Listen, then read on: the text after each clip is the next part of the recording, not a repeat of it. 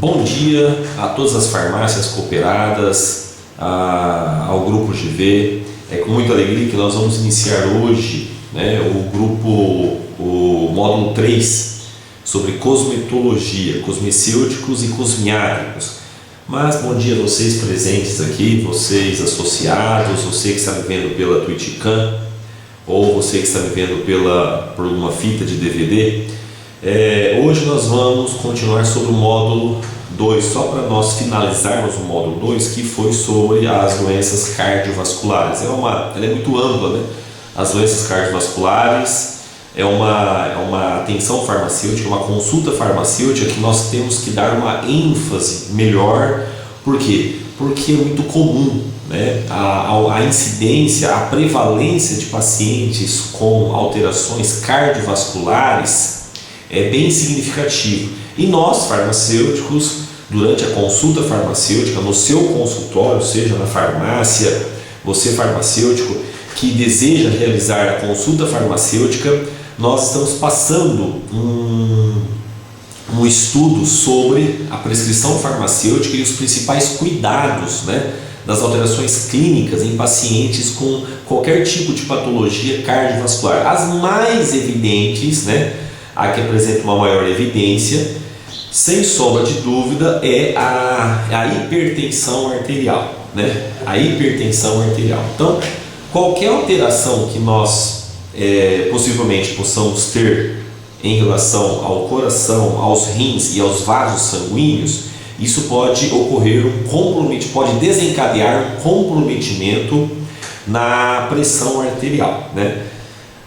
Em relação à pressão arterial, eu quero voltar aqui ao slide, né? Eu tenho um slide aqui, vocês podem solicitar esse slide sobre a hipertensão arterial, né?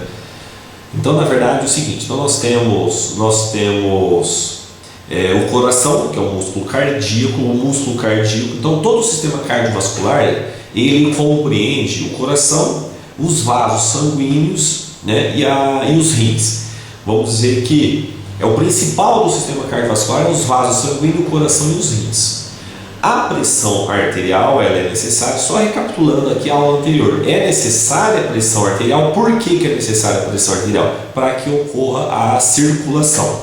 Por que tem que ter a circulação? Porque através da circulação sanguínea é que todos os nossos nutrientes, o oxigênio, que são necessários para que ocorra a nutrição celular de todos os nossos tecidos. Então, é através da circulação que ocorre a oxigenação, né, e o fornecimento de todos os substratos, todos os nutrientes para as nossas células. Isso é importantíssimo. Então, se você tiver qualquer alteração na circulação, você pode desencadear vários tipos de alterações metabólicas, nutricionais, né? Muitas vezes o paciente não acaba tendo, isso é muito significativo. Teve uma queda de energia aqui. Então, bom dia a todas as farmácias associadas ao Grupo GV. Nós estamos iniciando o terceiro módulo sobre cosmetologia, as principais alterações relacionadas à cosmetologia, a aplicação dos cosmecêuticos e dos cosmiáticos. Nós estamos voltando aqui sobre o módulo 2, que é da cardiologia, a parte vascular. Nós queremos destacar aqui alguns principais pontos, né, relacionados à consulta farmacêutica aos pacientes que apresentam alterações cardiovasculares. Uma das principais patologias que compromete toda a circulação, como nós estávamos falando, é a pressão arterial. Por quê? Porque altera a circulação. A circulação, ela é responsável por toda a nutrição celular. Quando nós falamos em qualidade de vida, você ter uma vida saudável, nós precisamos ter o quê? A garantia da nutrição celular. A nutrição celular é algo imprescindível para que você tenha uma disposição física, para que você tenha todo o seu organismo funcionando adequadamente, em equilíbrio.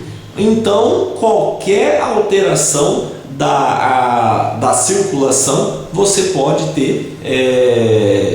pode desencadear alterações metabólicas, alterações cognitivas, alterações motoras, né?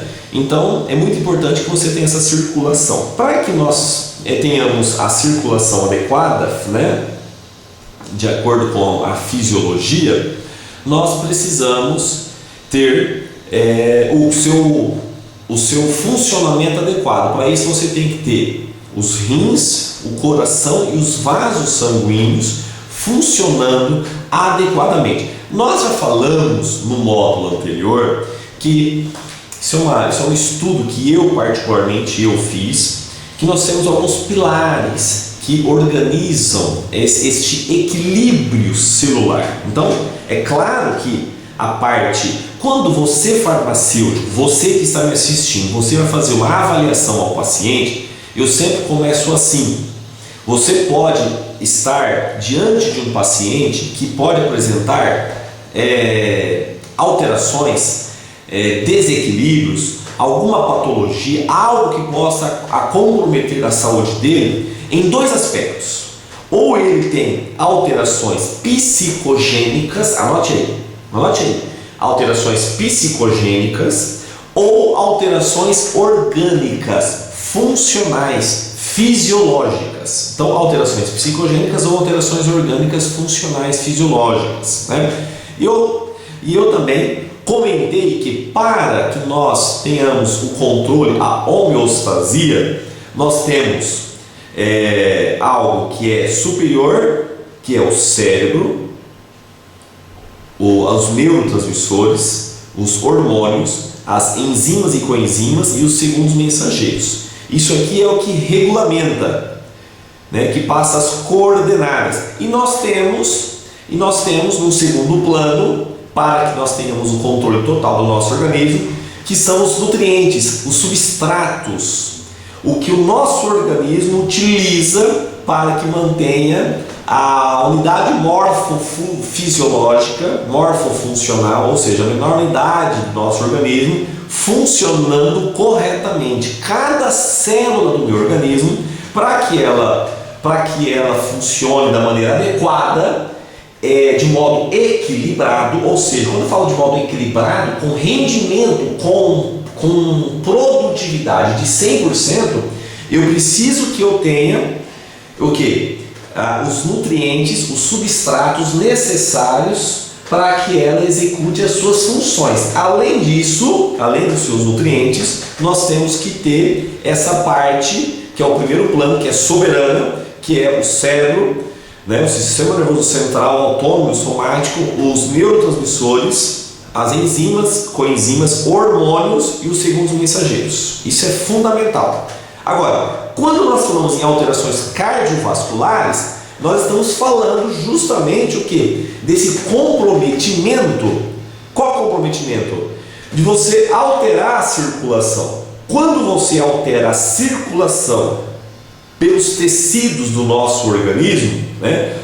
Tanto é que é tão importante esse assunto que quando nós falamos no paciente que se ele tem, né, condições, qual que é o prognóstico desse paciente? Um paciente hospitalizado numa UTI, muitas vezes esse paciente apresenta algumas alterações que realmente o profissional médico ou intensivista, ou até nós farmacêuticos, né, quando chegar algum paciente aí nas farmácias, você não dá diagnóstico, não é isso, mas entenda isso, que a alteração de circulação ele é tão grave como uma alteração intestinal. Olha só, são os dois pontos. O que eu estou falando aqui é muito sério.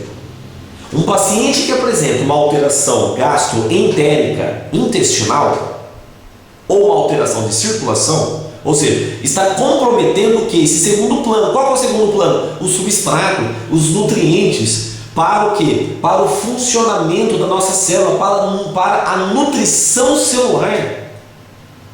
E dentro da nutrição celular existe algo que produz energia para que o nosso organismo, ou seja, para que cada porção, ou seja, para cada célula produza energia para ela ser funcional.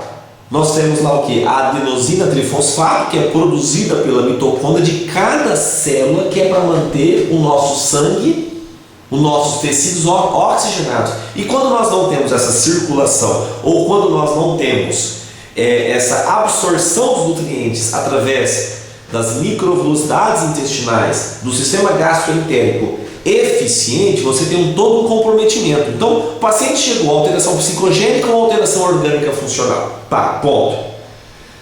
Tanto a alteração psicogênica pode desencadear uma alteração funcional, quanto uma alteração funcional fisiológica orgânica pode desencadear uma alteração psicogênica, emocional. Sim ou não? Às vezes o paciente está comprometido com uma alteração da função renal, né? Da bexiga, aonde tem um grau de infecção. Isso faz com que o paciente fique acamado, que esse paciente possa vir usar uma fralda, e esse paciente ele começa a desencadear um quadro deprimido, uma leve depressão, uma ansiedade, né? Então começa a desencadear uma alteração psicogênica. Desencadeando essa alteração psicogênica pode desencadear a liberação de neurotransmissores, de hormônios, né? De hormônios corticotróficos. Esses hormônios podem desencadear uma liberação de excesso de adrenalina, esse paciente começar a ativar mais o simpático, alterar os batimentos cardíacos, e isso daí faz com que o paciente venha a ter um desequilíbrio orgânico de todo o seu organismo. Então, tanto uma alteração psicogênica quanto uma alteração fisiológica, funcional, os dois há um comprometimento da nutrição celular. Mas o sistema cardiovascular é muito importante para manter os nossos tecidos oxigenados. Os nossos tecidos, né, eles são oxigenados, e os nutrientes eles chegam através do que? Através da circulação. Então qualquer alteração da circulação, ou seja, da pressão arterial, que é a pressão arterial tem que ter a pressão para que ocorra a circulação. Então qualquer alteração da pressão arterial faz com que as minhas células não são oxigenadas. É tão grave este assunto que um paciente que chega aí na farmácia, aí no seu consultório, se você quer saber se ele tem uma perspectiva, um prognóstico melhor, é você ver a perfusão periférica. Às vezes esse paciente que está com uma baixa perfusão periférica nos tecidos, na ponta dos dedos, nos olhos, né, as unhas, ele está pálido, é um paciente que precisa de uma avaliação geral. Às vezes é um paciente diabético, que já apresenta, né, normalmente um paciente diabético já apresenta uma baixa oxigenação, né? Um paciente diabético ele já apresenta uma baixa oxigenação devido à alteração, formação dos corpos cetônicos, né? Uma baixa perfusão, tanto é que esse paciente pode até, essa circulação ser tão ruim, desencadear às vezes uma infecção de pele, uma erisipela não tratada pode ocasionar uma gangrena, né? Uma embolia pulmonar, certo? Uma trombose. Então é muito grave. E o que mantém a pressão arterial? A pressão arterial é mantida pelo coração, pelos rins e pelos vasos sanguíneos, né? A pressão arterial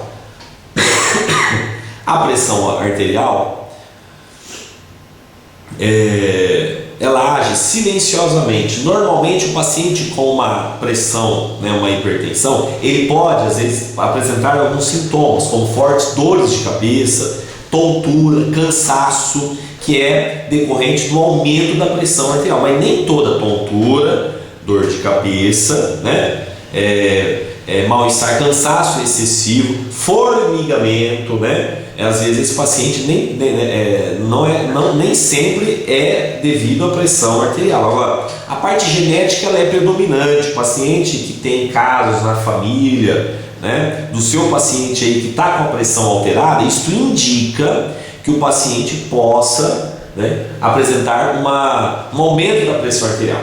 E o aumento da pressão arterial, de uma maneira indireta, ocasiona, o que ocasiona? Um aumento da pressão arterial, lesão de células,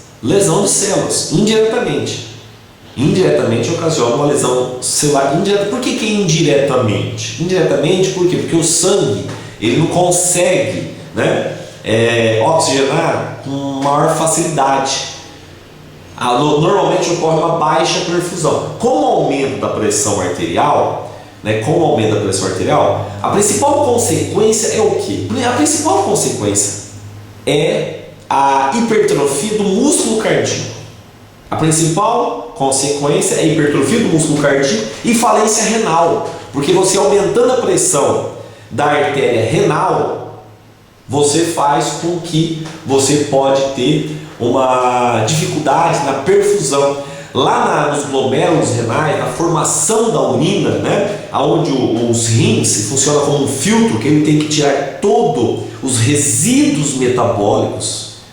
Todos os resíduos metabólicos, eles são extraídos do nosso organismo pelos rins e uma porção pelo fígado. Mas o principal órgão responsável por extrair todos os resíduos metabólicos, inclusive os medicamentos, né? A grande maioria tem a porção hepática também, né?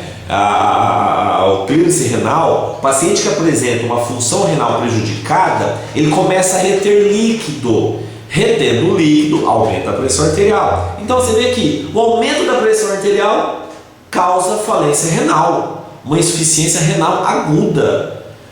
O aumento da insuficiência renal ocasiona um aumento da pressão. Então, um e o outro. O aumento da pressão, insuficiência renal. Insuficiência renal, aumento da pressão. Então, você vê que os fatores se somam. E, juntamente com o aumento da pressão, você começa a desencadear uma coisa mais grave. O mais grave que é o quê? Uma hipertrofia do músculo cardíaco. Esta hipertrofia do músculo cardíaco ocorre devido à pressão, né? Quando o coração contrai, sístole, para fazer com que o sangue seja ejetado, para que saia da câmara cardíaca e entra ali, ventrículo esquerdo, artéria aorta, que é através da artéria aorta que vai oxigenar todas as nossas células. Sai o sangue oxigenado através da artéria aorta. Tem muitos pacientes que têm um problema congênito, um problema morfológico, estrutural da parede do endotélio capilar da aorta. Esse paciente já tem um aneurisma. Às vezes é um paciente que não tem problema cardíaco só que ele teve conforme o passar dos anos, conforme a idade, isso pode se agravar, né? E na verdade o aneurisma pode ser de vários fatores internos e externos, intrínseco e extrínseco. Muitas vezes o intrínseco está relacionado com uma alteração da estrutura do endotélio capilar. E a estrutura do endotélio capilar faz com que o paciente tenha uma bexiga, né? Aquela porção do endotélio fica mais, vamos dizer assim, mais vulnerável, é mais delgado, certo? E com o aumento da pressão acaba virando uma bexiga e próximos a romper, a obstruir, né? Ou seja, entre aspas, a estourar essa bexiga, aí seria, né, um hemorrágico, né? Um acidente vascular, um exemplo cerebral, se for, pode ser mesentérico, né? Abdominal. Então vamos lá, então a hipertrofia, o aumento da pressão, diretamente, o que pode ocorrer? Diretamente, um infarto agudo do miocárdio, né? Pode ocorrer o quê? Um acidente vascular cerebral. Pode ocorrer o quê? Uma insuficiência renal aguda. Então, seriam as consequências diretas do aumento da pressão arterial, da hipertensão arterial, e esse paciente ele tem uma sequela em que nós sabemos que muitas das nossas células não se regeneram, apesar dos estudos novos com células-tronco, mas a grande maioria não se regenera. É isso que nós temos que deixar claro. Hoje, o tratamento hoje é prevenção. E nós sabemos que no Brasil, o índice de paciente com hipertensão arterial não monitorado, ele é um paciente hipertenso, mas não monitorado e muitas vezes não sabe que é hipertenso. Ele não sabe. E isso é o mais grave, por ele não saber que ele é hipertenso e ele acaba não monitorando, porque hoje, a partir de 2002, um paciente com saúde não é aquele paciente que não tem uma patologia. O paciente com saúde é aquele paciente que tem uma patologia, muitas vezes uma patologia crônica, mas esse paciente ele é monitorado. Ou seja, ele tem a pressão arterial monitorada, controlada, através da prática de atividade física, né? Ele evita o sedentarismo, ele não fuma, ele não bebe bebida alcoólica, uma alimentação balanceada, com pouco açúcar, com baixas calorias, com baixa concentração de óleos, gorduras saturadas, colesterol, LDL, né? Que mais? Um controle de ingestão de sódio, né? Do sal, pouco sal. Já diziam-se os grandes estudiosos: gordura, açúcar e sal, gás, gordura, açúcar e sal é o que desencadeia as grandes variáveis alterações cardiovasculares. Gordura, açúcar e sal, né? Então, quando nós alteramos o processo de circulação, a hipertensão é o mais grave. Aumenta a pressão, o coração fica hipertrofiado, ele fica musculoso, porque o coração é um músculo liso. E quando ele faz muita força, né, quando ele contrai, ele precisa contrair com muita força. Por quê? Porque é mais ou menos assim, né? É fácil de entender, só para vocês entenderem. E esse exemplo é prático e é bom passar para o paciente, né? Você liga uma mangueira com água, motorzinho lá do poço, ligou. Se você pisar na mangueira, né, você observa uma alteração, você escuta uma alteração o quê? Do motor. O barulho do motor é outro. Você está forçando o motor está tentando empurrar água pela mangueira, e quando você segura na mangueira, você faz com que aumente a pressão e aumenta a pressão arterial do músculo, né, da câmara cardíaca. E nós sabemos que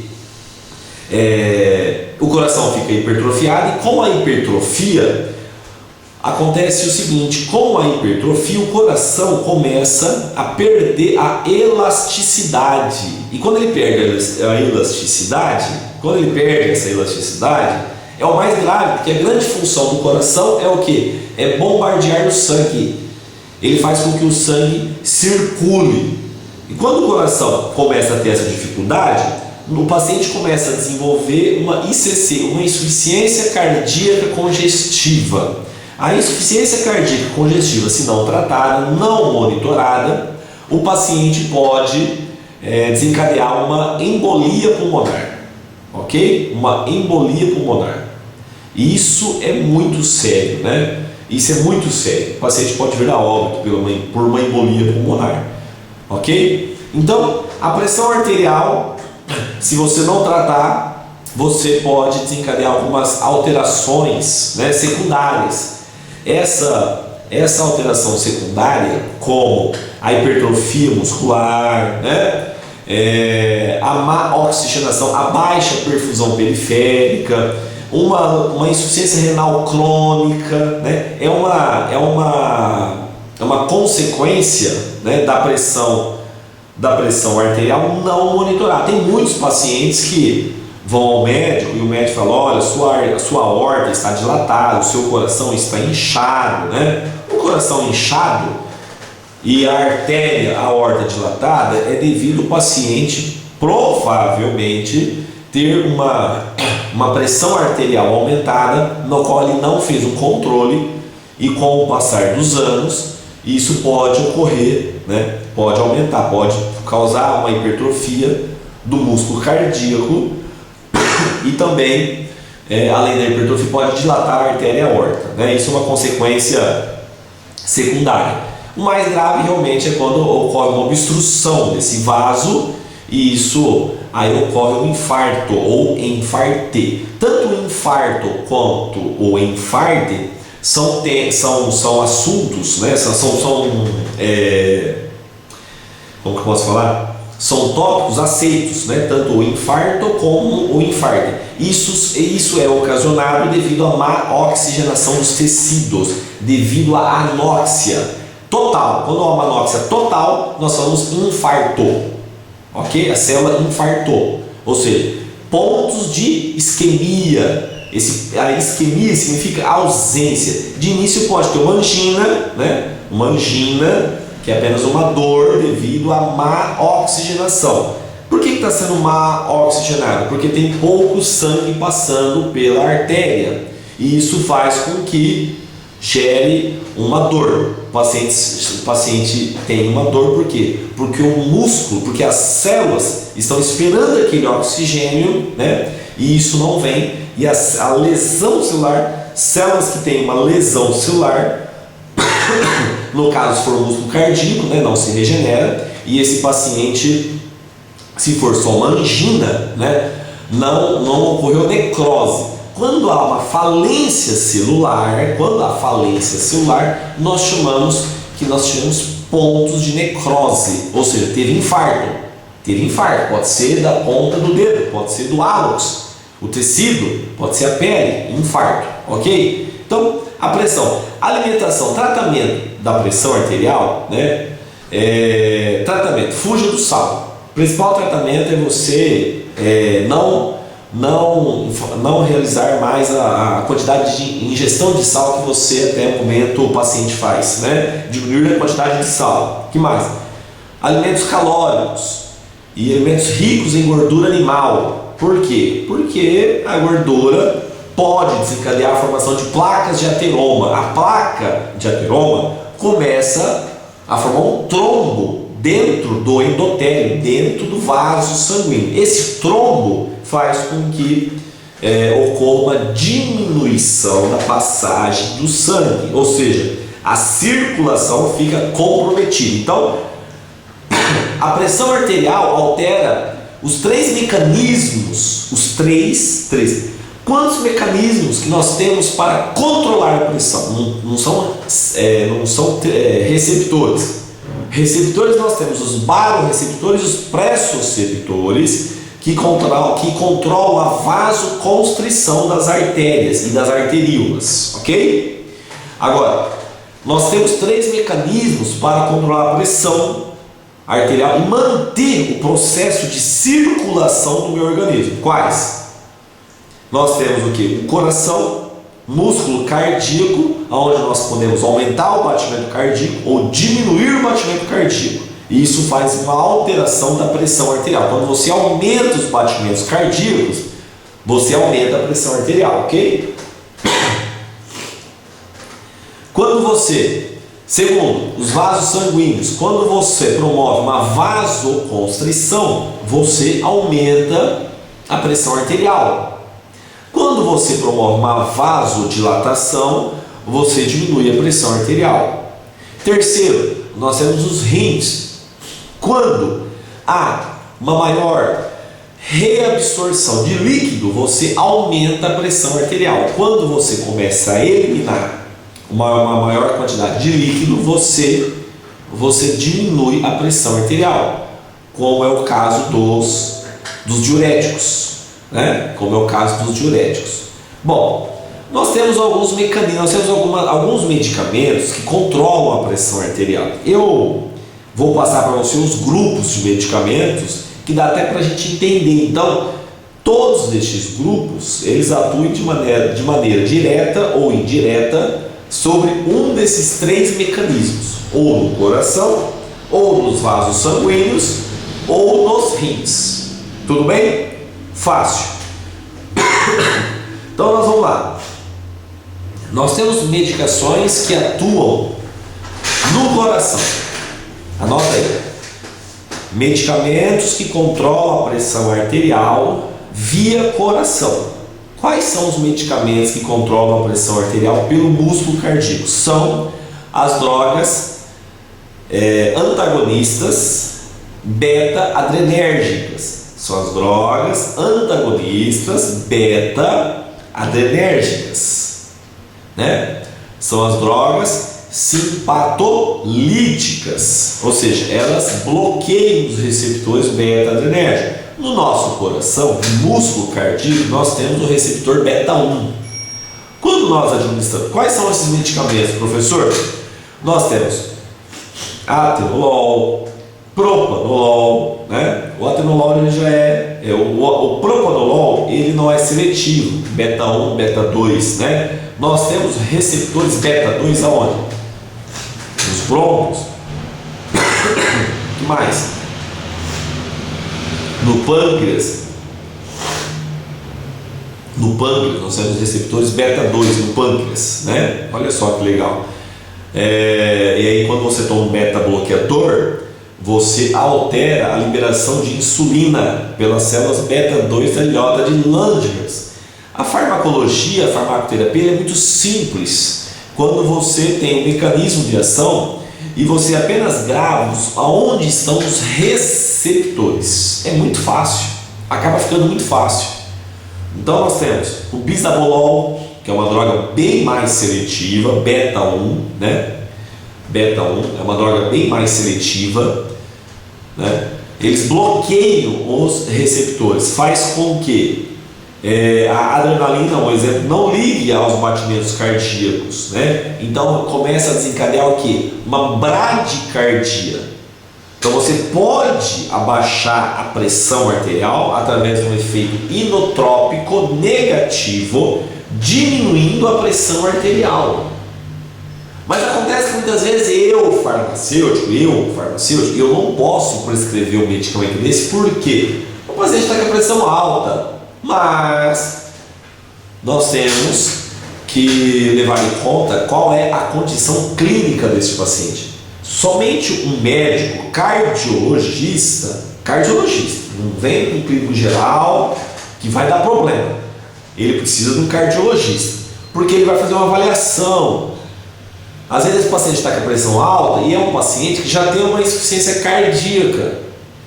E aí você ou qualquer outro profissional da saúde prescreva, né, um medicamento antihipertensivo via beta-bloqueador. Você vai acabar de matar o paciente. Ele já tem uma insuficiência cardíaca, imagina você abaixando a pressão arterial por um efeito inotrópico negativo do músculo cardíaco. Então não, então realmente nós estudamos sim. Mas medicamentos nós não prescrevemos. Medicamentos sobre receita e esses medicamentos são todos tarjados sob prescrição. Agora nós temos várias substâncias que ajudam, né, a diminuir a pressão arterial. Nós temos o silício, nós temos o aspartato de arginina, que libera óxido nítrico, né? O que mais? Vai falando aí. Nós temos um efeito muito bom como hipotensor, o Salix alba, e o Crataegus oxacanta, que ajuda a controlar a pressão arterial. E nós temos um ativo novo, né, que eu estive lendo a literatura e realmente foi pesquisado, e o resultado foi um estudo duplo cego, randomizado, foi aplicado o teste do Q quadrado, realmente validando realmente que não é coincidência, né? Realmente o estudo é um estudo sério, que é o amialpeptídeo. O amialpeptídeo é um produto novo que saiu no mercado há pouco tempo, que é livre de dispensação, que não é um antihipertensivo químico. Ele é derivado da caseína e ele atua no mecanismo, né, inibindo a formação de angiotensina, renina-angiotensina, né? Muito bom, natural. E detalhe deste estudo: pacientes que têm a pressão normal, se tomar esse medicamento, não cai a pressão arterial, não cai. Paciente que está com a pressão alta, se tomar, aí abaixa a pressão. Isso é muito interessante isso daí. Então é um produto muito bom, o resultado é maravilhoso, né? O resultado é muito bom. Amialpeptídeo, né? Um produto natural. Então, o beta-bloqueador é uma medicação que atua no músculo cardíaco. Nós temos outro grupo de medicamentos que abaixam a pressão arterial, que atuam nos vasos sanguíneos. Exemplo: nós temos os bloqueadores dos canais de cálcio. Bloqueador do canal de cálcio. Fala um aqui, você que está aqui. Fala aí. Como? Nifedipina, amlodipina, que mais? Diltiazem, né? São medicamentos que pertencem a um grupo chamado bloqueadores do canal de cálcio. Você aumenta a MPC ciclo, adenosina monofosfata, e faz com que libere óxido nítrico pelo endotélio capilar, e aí você promove vasodilatação, você diminui a pressão arterial. É um outro grupo de medicamento. Nós temos o grupo dos inibidores da enzima conversora de angiotensina, inibidor de ECA, né? Ramipril, lisinopril, captopril. Nós sabemos que a renina produzida pelos rins, ela através da ECA, ela transforma na angiotensina. A angiotensina promove vasoconstrição. Vasoconstrição, né? A angiotensina 1 transforma em angiotensina 2, promovendo também vasoconstrição e também estimulando o que? A aldosterona. E a aldosterona retém sódio. Retendo sódio, você aumenta a recaptação de água, você aumenta o volume de líquido, então aumenta a pressão. Então, quando você administra no paciente um inibidor da enzima conversora de angiotensina, você promove vasodilatação e um leve efeito diurético. Olha só, leve efeito diurético. Ok? E nós temos um outro grupo de medicamentos que é os bloqueadores. Ramipril, lisinopril, captopril, enalapril são medicamentos que podem desencadear tosse no paciente, então fica alerta aí, né? Devido ao acúmulo de bradicinina nos brônquios. Esse acúmulo de bradicinina faz com que o paciente desenvolva a tosse, né? Isso estou tossindo, mas eu não tomo, viu? Eu não tomo inibidor de ECA, um pouco resfriado. Bom, que mais? Além do inibidor de ECA, nós temos os bloqueadores de angiotensina. Quais são os medicamentos bloqueadores de angiotensina que atuam nos vasos? Nós temos losartan, que mais? Valsartan, olmesartan. São medicamentos que vão bloquear os receptores da angiotensina. O único cuidado que nós temos que monitorar e explicar ao paciente é que esse grupo de medicamentos, eles tendem a aumentar a ureia e a creatinina do paciente. Então há um prejuízo das funções renais. Então nós temos que monitorar, né, isso daí junto ao paciente. Então é muito importante que nós orientamos isso daí e acompanhamos isso junto com o paciente, né? Nós temos um outro grupo de medicamento que atua nos rins, muito simples, nós chamamos de diuréticos, promove a diurese, né? Onde nós conseguimos eliminar maior volume de líquido, e isso faz com que o paciente tenha uma baixa da pressão arterial. Aí nós temos os diuréticos, como os diuréticos tiazídicos, né? Nós temos os diuréticos de alça, no caso do furosemida, que tem uma série de contraindicações, porque você elimina todos os minerais, principalmente o potássio, né? E nós temos os diuréticos poupadores de potássio, que aí você não tem um prejuízo tão grande, né, para o nosso organismo, porque os diuréticos a gente acaba perdendo muito mineral. Então é muito importante que a gente tenha um controle, né, da diurese, e esse controle da diurese, principalmente em pacientes que têm cãibra, né? Muitos pacientes que tomam diurético. E outro detalhe, né? Diurético não é para tomar à noite, né? Muitos pacientes acabam tomando diuréticos à noite, não pode. Diurético tem que ser tomado de manhã. Outro dia encontrei uma pessoa à noite que reclamou para mim que acordava muito à noite. Aí eu fui ver os medicamentos dela, uma pessoa conhecida da família, fui ver o medicamento, era lá o medicamento da pressão, e junto com o remédio da pressão tinha lá junto HCTZ, hidroclorotiazida de 25 mg para tomar ao deitar. É para acabar, né? É muito sério isso, né? Então nós temos que tomar esse cuidado aí, ok? Tudo bem? Então, são grupos de medicamentos, né? Furosemida, hidroclorotiazida, nós temos o Indapem, que é o indapamida, né? Indapamida, nós temos a clortalidona, né? Espironolactona, que são os poupadores de potássio, também tem efeito androgênico, mas todos esses medicamentos aí, esses grupos dos diuréticos,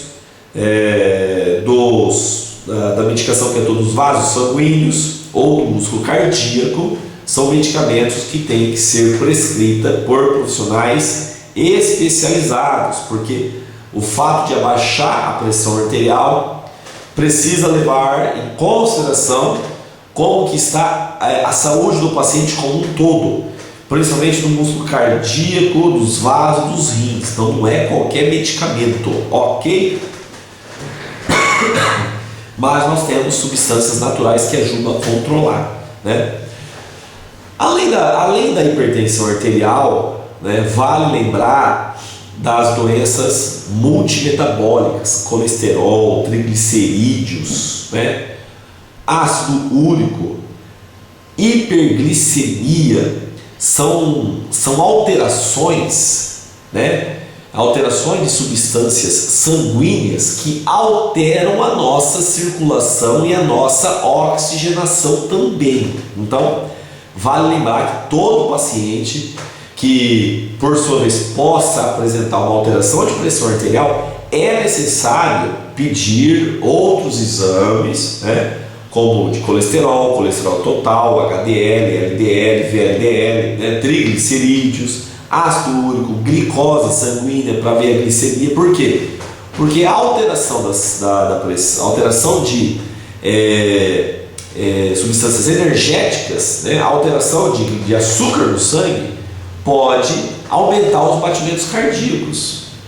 A queda de açúcar pode aumentar os batimentos cardíacos, ou às vezes até dar bradicardia. Então, muitas vezes o paciente ele cuida às vezes da pressão, mas ele esquece que a pressão ela também ela é indiretamente, né, a pressão arterial ela é indiretamente alterada, ou para mais, né, uma hipertensão, uma hipotensão, através da parte metabólica, né, ou seja, de algumas substâncias, né, que estão no sangue, açúcar, colesterol, ácido úrico, sódio. É muito importante ter esse controle. Então, realmente, o sedentarismo, o estilo de vida saudável, né, é primordial para o controle do paciente como um todo. Como substâncias natural, nós temos alguns fitoterápicos que ajudam a controlar também a pressão arterial. Mas a pressão arterial ainda continua sendo o foco principal como principal causa das doenças cardiovasculares, a alteração da pressão arterial. Porque alterando a pressão arterial, você altera a perfusão, você altera a circulação, você altera a oxigenação de todas as nossas células. Ok?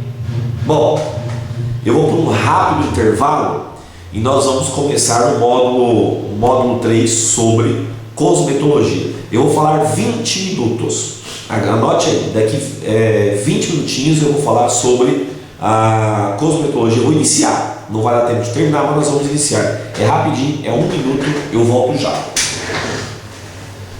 Bom, mais uma vez aqui, continuando o treinamento de hoje, né? Agora nós vamos falar sobre o módulo 3 de prescrição farmacêutica. O módulo 3 de prescrição farmacêutica é muito legal, muito interessante, porque hoje faz parte do planejamento estratégico em marketing farmacêutico. Hoje nós trabalharmos com a cosmetologia. A cosmetologia é uma área que muito tem avançado, é muito simples, é um assunto legal. Nós temos que conhecer hoje os grupos, os mecanismos, né, aonde podem ser aplicados os dermocosméticos, né, E nós temos alguns grupamentos novos de dermocosméticos. Nós temos além dos hidratantes, além dos filtros solares, dos antioxidantes, né? Hoje nós temos uma rede de antioxidantes. Hoje nós temos os inibidores das metaloproteínas. São grupos. Só vou falar para vocês aqui os grupos, só citar, depois nós vamos reaver cada um deles, tá? Então nós temos os inibidores das metaloproteinases. É um grupo de cosméticos que atuam com um procedimento, com uma ação sobre a célula da pele, né? Nós temos os antiglicantes, que atuam por outros mecanismos. Nós temos os fatores de crescimento, nós temos os energizantes, que mais? Os laser, né?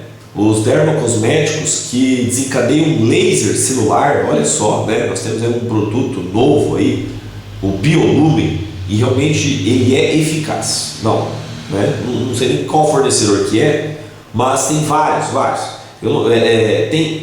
Tem vários ativos que não funcionam, né? Que não funcionam. Até eu faço uma crítica aqui ao setor magistral, aos fornecedores, né? Às empresas de consultoria, de pesquisa, entendeu? Nós no Grupo GV nós não temos vínculo com nenhum fornecedor. Nosso trabalho é bem objetivo, nosso trabalho ele é sincero e o foco é a informação, é o entretenimento, é a atualização dos profissionais associados ao Grupo GV, tá? Então nós temos vários mecanismos inovadores que atuam sobre a célula. Mas hoje nós vamos falar rapidamente sobre a pele, né? Vamos falar sobre a pele, pois é na pele que nós vamos aplicar todos estes dermocosméticos. Então nós temos que estudar um pouquinho a fisiologia da pele, né? Vocês me desculpem, hoje eu estou um pouco resfriado, mas dá pra gente continuar aqui sem nenhum problema. Então nós temos a pele como o maior órgão do nosso corpo. A pele tem uma série de funções orgânicas, fisiológicas, né? A troca com o meio é através da pele também que nós realizamos o controle da osmolaridade. É muito importante a osmolaridade quando nós falamos, né? Agora de pouco nós falamos sobre o módulo 2, que é a circulação, a oxigenação, a nutrição celular. E esses resíduos metabólicos, né? Alguns são expelidos através da pele, o excesso de alguns minerais, por exemplo, né? Resíduos metabólicos é através da pele. Então ela é uma membrana semipermeável. Agora, do que é composto a pele? A pele do jovem é diferente da pele do velho, né? Uma vez eu escutei um médico pediatra falando: gente, uma criança não é um adulto em miniatura. E realmente, se você pegar a pele, né, de um paciente, tecido ósseo, né, de um paciente, é muito diferente. Olha que legal, olha que diferente.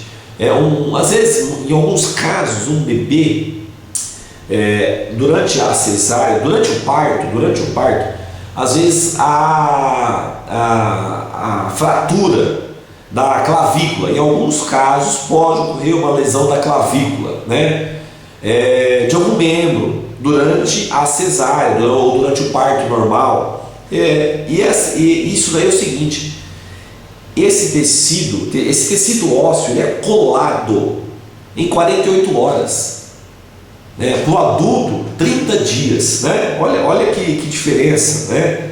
Para o bebê, em 48 horas já está, o tecido já regenerou ou seja, realmente o processo de multiplicação celular, da regeneração celular numa criança é muito mais eficiente. Por quê? Porque o processo de multiplicação, o metabolismo celular é muito mais intenso, né? O volume de líquido extracelular é muito maior num bebezinho do que no adulto.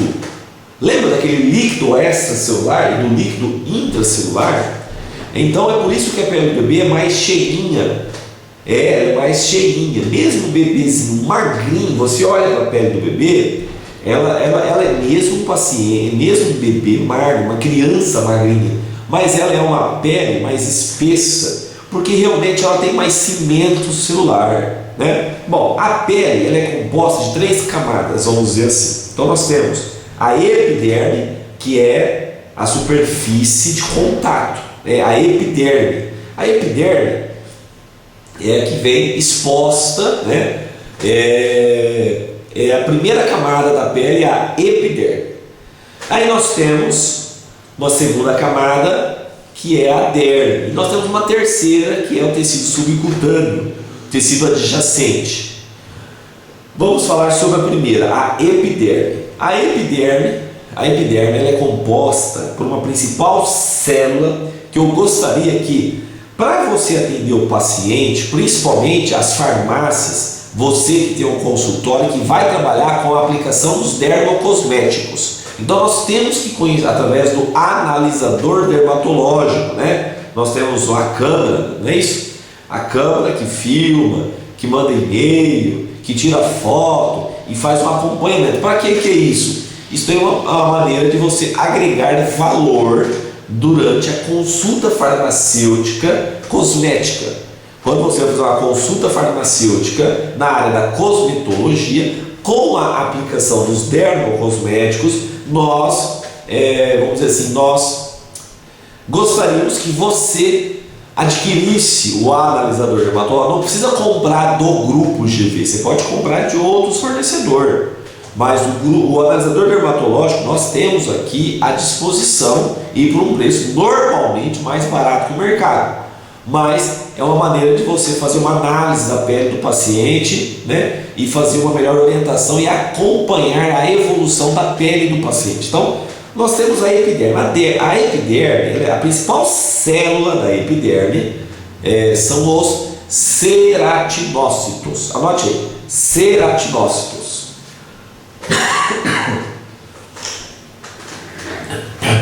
Ceratinócitos.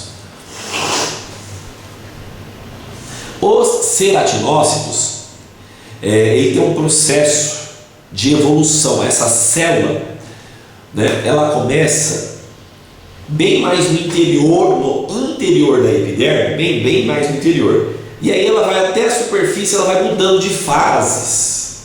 Cada fase, a célula sofre uma diferenciação, né? Ela começa aqui na camada basal.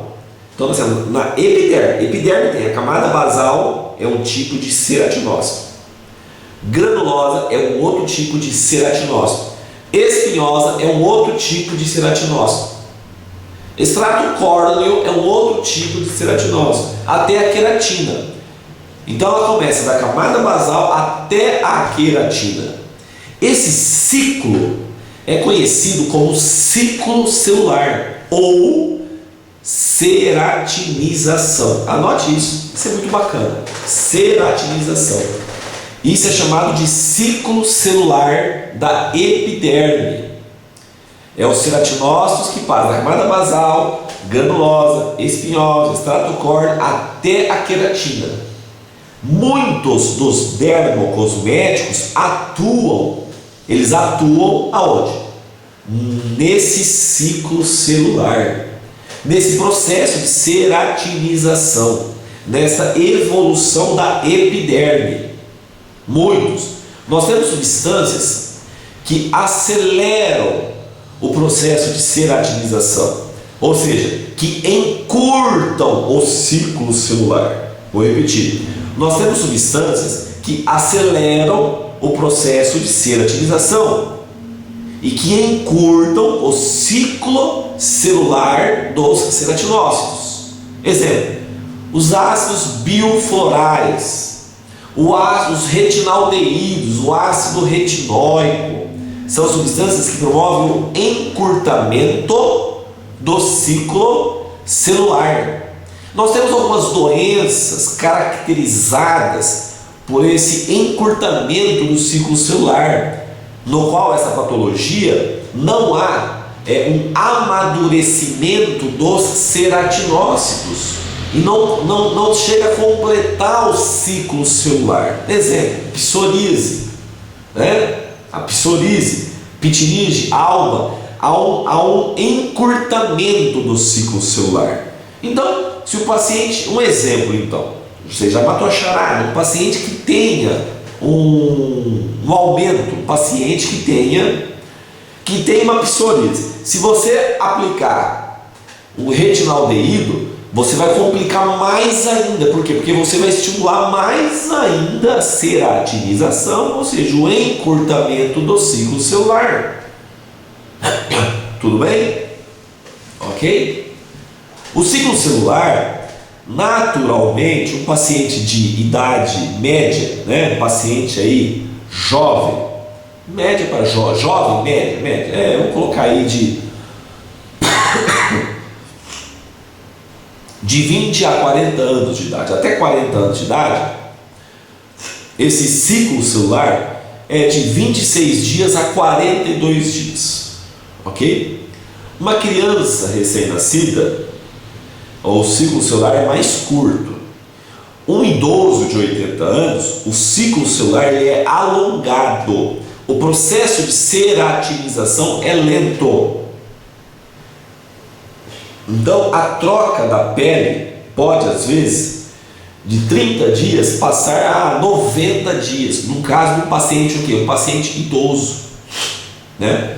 Nós temos alguns medicamentos que promovem o quê? O processo de ceratinização e aumentam o ciclo celular. Quais são essas substâncias? Você sabe? Você sabe? E você que está me assistindo? Os corticoides. Os corticoides. Então, a aplicação dos corticoides sobre a pele ocorre o quê? A aplicação dos corticoides desencadeia um alongamento do ciclo celular, uma diminuição do processo de ceratinização, uma diminuição da regeneração celular. Sim ou não? Uma diminuição do processo de regeneração celular. Então você tem que tomar cuidado com a aplicação de corticoides para uso tópico. Se usava muito corticoide para uso tópico, né? Se usava muito corticoide para uso tópico. Mas quando nós falamos em tratamento, né, em estética, em regeneração celular, inovação celular, né, consistência da pele, aparência da pele, manchas de pele, nós temos que levar em consideração o quê? Os cuidados com a aplicação tópica de corticoides de uso tópico sobre a pele. Ok? Então tá bom. Então gravou. Agora nós vamos falar sobre as células da derme.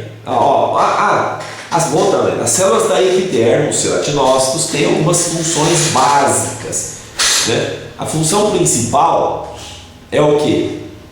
É manter a hidratação da pele. Os ceratinócitos produzem fator natural de hidratação, NMF, fator natural de hidratação, né? Com a liberação de alguns mediadores químicos, assim como também a liberação de ceramidas natural, que mantém a oleosidade da pele.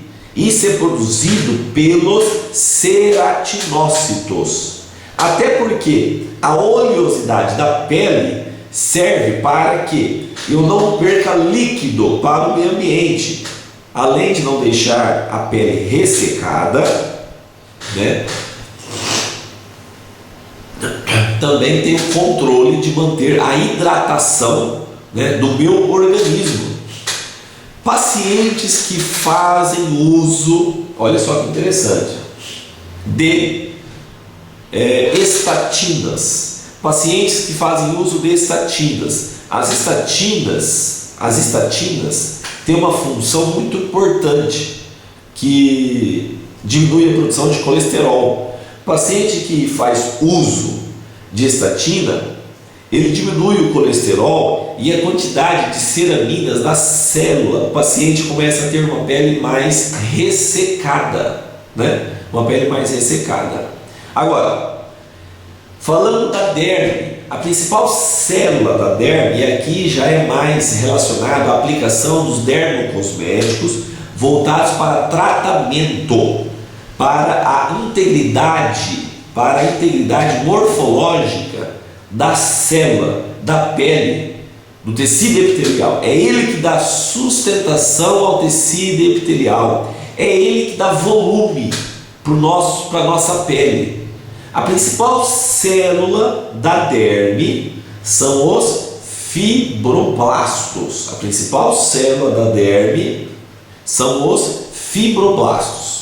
Os fibroblastos têm uma função principal, que é a produção do cimento celular. Anote aí, os fibroblastos têm um papel fundamental, que é a produção do cimento celular.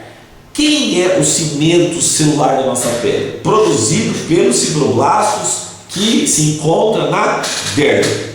Quem? Doriuma. Quem é o responsável? Quem é o cimento celular? É as glicosaminoglicanas. Glicosaminoglicanas, ok? Glicosaminoglicanas. Nós temos várias glicosaminoglicanas. Nós temos a condroitina natural, endógena, né? Por isso que muitos pacientes estão tomando condroitina, idosos, para manter o volume celular. Quando você pega uma pele no idoso, você percebe o quê? Que a pele está delgada, muito fina, quebradiça, né? Aspecto brilhoso. Isso, a pele fina é por quê? Porque a pele, realmente, o cimento celular, ou seja, a derme, as glicosaminoglicanas, não tem elasticidade. Por quê? Porque uma das glicosaminoglicanas produzido pelo fibroblasto é o quê? Elastina, colágeno, condroitina, dermatã. São várias as glicosaminoglicanas que traz elasticidade, textura e maciez para a pele. Então, quando nós falarmos em tratamento, regeneração, é muito importante que nós aplicamos os dermocosméticos que atuam aonde? Sobre os fibroblastos. Sobre os fibroblastos. E com o passar dos anos, nós temos dois problemas sérios, né, a tratar, que pode alterar a estética e a beleza da pele. Quais são? Número reduzido dos fibroblastos. Há uma perda da quantidade de fibroblastos livres na derme. E além de ocorrer a perda do número de fibroblastos, também ocorre o quê? Ocorre a perda da função dos fibroblastos junto à pele. Os fibroblastos, os que estão ainda presentes, os que não se eliminou com o tempo, né, não sofreu necrose, lesão, os que estão presentes têm uma função metabólica diminuída. Há uma perda da funcionalidade dos fibroblastos, ou seja, ele não produz tanto cimento celular, ele não produz as glicosaminoglicanas mais como produzia com 30 anos. E isso está relacionado diretamente com a produção hormonal do homem e da mulher. Quando a mulher entra na menopausa, dos 45 anos para frente, o homem na andropausa é o principal fator que desencadeia o envelhecimento precoce. São as alterações hormonais. É fantástico. Então, muitas vezes, eu, que trabalho com a aplicação dos dermocosméticos, que nós trabalhamos, você farmacêutico, que trabalha na cosmetologia, que trabalha na estética, na beleza dos pacientes, né, dos nossos clientes, é muito importante que você faça, além da nutrição externa, que nós também aplicamos a nutrição interna. Por isso que algumas substâncias, como silício, como taurina, ginseng, né? Substâncias naturais precursoras de hormônio, isoflavona, que mais? Donquei, né? Semicifuga, iã mexicano, maca, extrato de maca, tríbulos. São substâncias naturais que ajudam não só na atividade sexual, porque aumenta os hormônios, né? Mas porque também altera o metabolismo dos nossos hormônios naturais e a preservação dos hormônios. Então isso é muito importante para que você melhore o que? A produção de fibroblastos e a produção das glicosaminoglicanas. A reposição, por exemplo, por homem e para mulher, nós temos a pregnenolona. A pregnenolona é um hormônio mãe. Na verdade, eu falo que ele é um pré-hormônio. Ele não é hormônio, ele é um pré-hormônio, porque ele é um hormônio mãe. Pode pesquisar aí, pregnenolona, né? Ele só vai produzir o hormônio, tanto para o homem quanto para a mulher, na queda de hormônio. Tem contraindicação? Tem, como toda substância tem suas contraindicações e suas limitações, principalmente em pacientes, né, que já tiveram ou têm uma tendência a desenvolver células, né, neoplásicas, né, tumores. Então ele é contraindicado, como todas as substâncias que aumentam o metabolismo celular. Então, quando nós falamos em tratamento estético, tanto para o homem como para a mulher, é interessante que nós realizamos a ingestão de algumas substâncias como antioxidantes de uso o quê? De uso oral, sistêmico. Nós temos hoje a PQQ, né? PQQ, pirroloquinolina quinona. É uma substância que tem um alto poder antioxidante, pertencente à classe das ubiquinonas, da classe da coenzima Q10, certo? Ela é sobrinha a PQQ é sobrinha da coenzima Q10, da ibedenona, né? Da ibedenona light para uso tópico e da ibedenona para uso oral. Também podemos usar ibedenona de uso oral. Então são substâncias que têm um alto poder antioxidante. É muito importante. Por quê? Porque o processo oxidativo, a formação dos radicais livres e não tem como a pessoa falar em tratamento de pele se ela não tomar banho, não hidratar bem a pele, não praticar atividade física, não transpirar. Ela tem que eliminar. Não ter uma alimentação balanceada. Sim ou não? Isso é muito importante você orientar o paciente.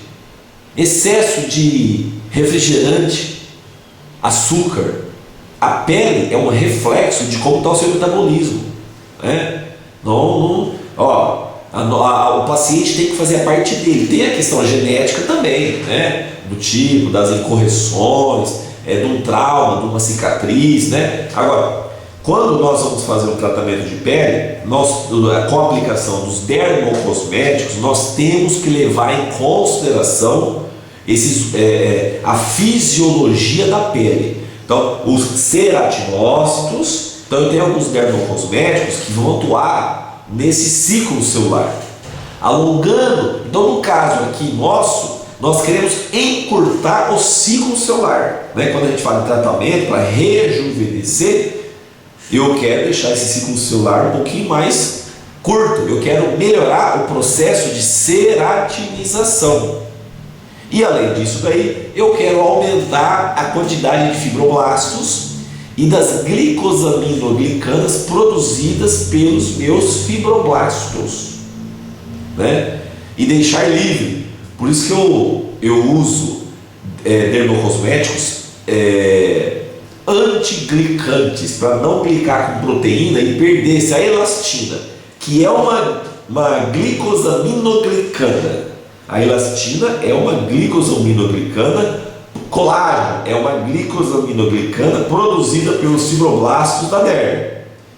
Se essa elastina, se esse colágeno se ligar a uma proteína, ele perde a elasticidade. Com o passar dos anos, há uma glicação, então eu uso um dermocosmético antiglicante para deixar a elastina, para deixar o colágeno livre, para dar elasticidade e maciez à pele. Então nós temos que estudar os mecanismos. E o que eu quero? É que no seu consultório, na sua farmácia, você, quando for prescrever, você tem um protocolo de como prescrever isso para o paciente. Então eu vou passar aqui grupo que eu vou passar, né? Até 25 anos eu uso um processo de fotoproteção hidratante. Dos 25 até os 40 anos eu uso fotoproteção, hidratante e anti-age. Dos 55 em diante eu uso, vamos supor, tá? Isso nós temos um modelinho aqui já feito esse projeto, esse estudo. Eu uso tudo. Eu uso além do fotoprotetor, além do hidratante, né? Além do anti-age, eu uso os tensores, os peptídeos sinalizadores, os antiglicantes, os fatores de crescimento, os energizantes, os que promovem encurtamento celular, né? O encurtamento do ciclo celular, aumenta o processo de regeneração, ativos que atuam na derme promovendo o aumento das glicosaminoglicanas e das redes de antioxidantes, né? Aí é um grau mais avançado, ok? Então nós gostaríamos que na próxima aula, todos vocês que estão nos assistindo, obrigado por vocês que estão nos assistindo aqui, que não perdessem o próximo módulo. Eu vou continuar falando sobre agora diretamente a aplicação dos dermocosméticos. E nós queremos ter na farmácia um de cada grupo, porque não dá para não ter todos os dermocosméticos na farmácia. Então eu quero ter dermocosméticos que atuam de acordo com os seus mecanismos de ações. Ok? Um grande abraço para você que está me assistindo pela Atleticana. Desculpe aí os probleminhas técnicos que teve aqui de comunicação. E você pela fita, pelo DVD, do mesmo jeito. Um grande abraço, um bom dia e um bom trabalho aí no laboratório, aí na farmácia, aí no consultório, tá bom? Até o próximo curso. Um abraço.